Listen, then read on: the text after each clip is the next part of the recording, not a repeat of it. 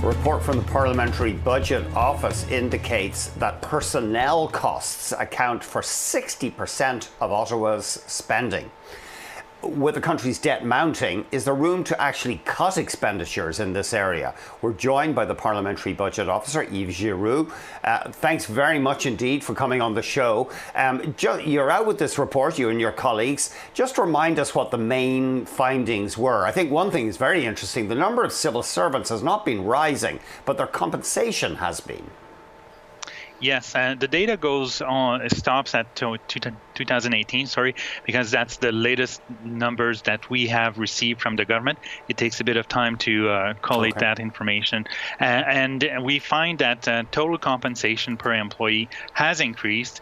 It's in part due to salary increases, but also in good part due to pension costs that have increased as a result of the reduction in interest rates and accounting changes.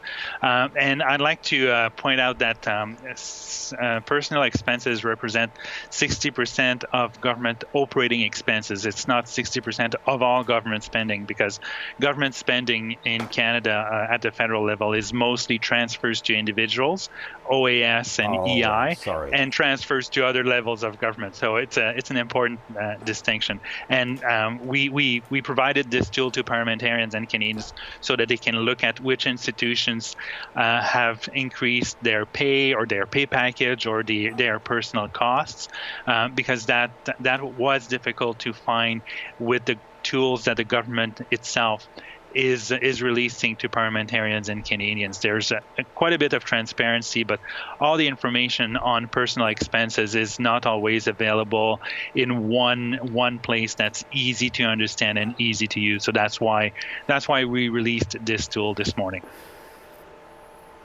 Oh, so I should make that distinction. We're not talking about total government outlays, because as you say, most of that's transfers, be it old age pension or welfare or whatever, or that kind of thing.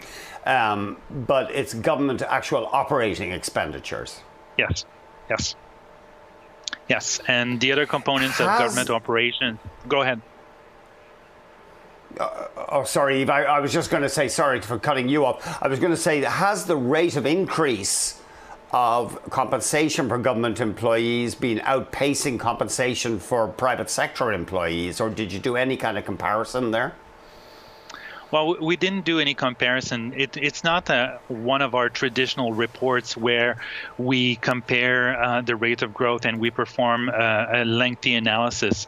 This is rather a tool that we have developed over the last several months, where we put together information from various government sources so that parliamentarians and Canadians can play with the tool themselves and look at, for example, total compensation growth at the Department of National Defense, at various government institutions, government departments, for example, or which organizations have the highest personnel expenditures per employee, so that they can draw their own conclusions to compare organizations within the federal sphere over time, going back, I think it's 10 years, and up to 2018. So in that sense, we did not use comparisons with other employers or other levels of government.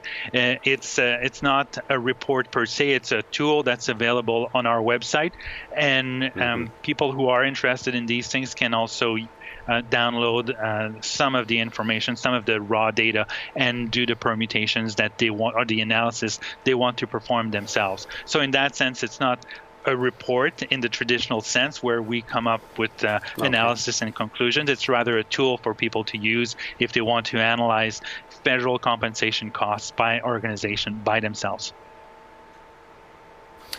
What about the scope for actually cutting these expenditures as these huge deficits come in? I mean, we're looking at a deficit of well over $300 billion. And you and your colleagues have been warning we can't keep that up for more than 1 or 2 years. It wouldn't be sustainable. So is there much room to cut these personnel costs?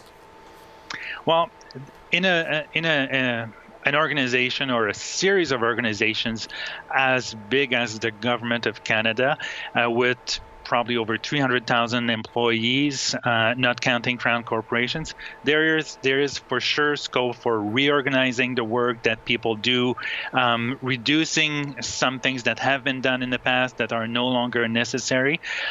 For sure, there is scope for reducing total compensation costs, be it by reorganizing some ways of doing things or reducing or rejigging some of the benefits that have been in place for decades.